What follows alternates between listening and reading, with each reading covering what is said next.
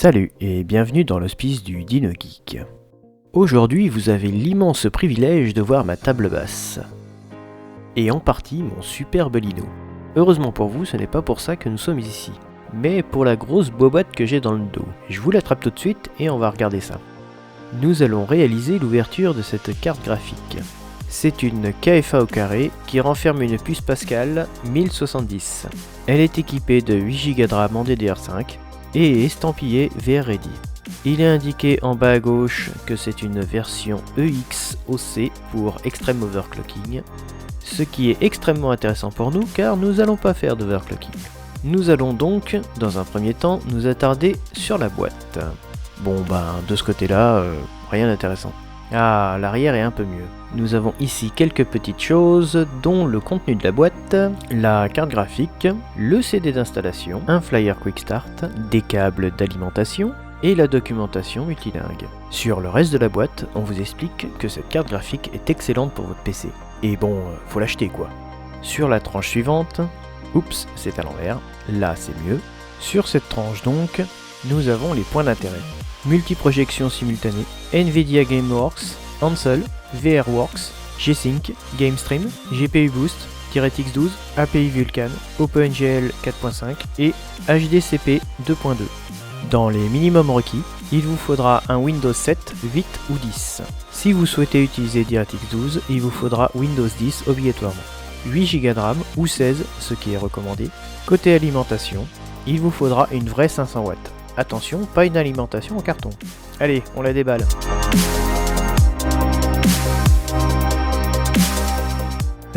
Par où elle s'ouvre? Ah oui, par là. Ne vous attendez pas à un truc de fou. Ici, on est sur du haut de gamme, mais à des prix de cassé. Tada! Pas de goodies, pas de cadeaux, pas de jeux, rien. Bon, en même temps, c'est pas comme si je vous avais pas prévenu. On commence donc le dépiétage avec, tada, le CD. Bon, évidemment, plus personne s'en sert de nos jours. Poubelle. S'ensuit une doc très succincte, en noir et blanc et en anglais. Elle vous explique la marche à suivre pour installer votre carte graphique dans votre PC, ainsi que pour réaliser un SLI. La seule pointe de couleur est le logo GeForce à l'arrière du document. Ça aussi, poubelle.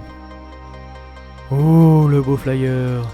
Là encore, il ne faut pas s'attendre à quelque chose d'extraordinaire. Noir et blanc et grand format, il s'agit de vous expliquer comment installer votre carte graphique dans votre PC. Encore.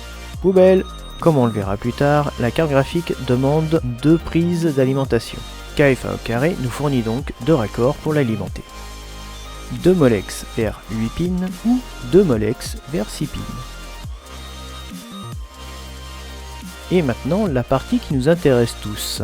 Bah oui, faut pas se leurrer, vous êtes pas là pour ma belle voix.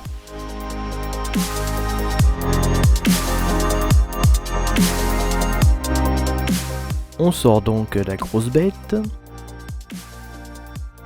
On voit ici la face arrière de la carte.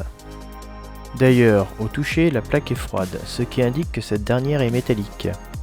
La face avant. Comme pour l'arrière, la face avant est métallique.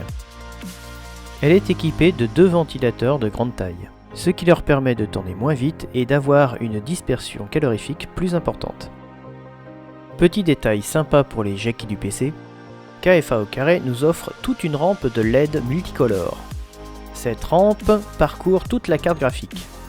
Vous pouvez paramétrer la couleur à votre guise, le petit logiciel est en lien de la description. Passons maintenant côté connectique, la KFA au carré 1070 est plutôt bien équipée.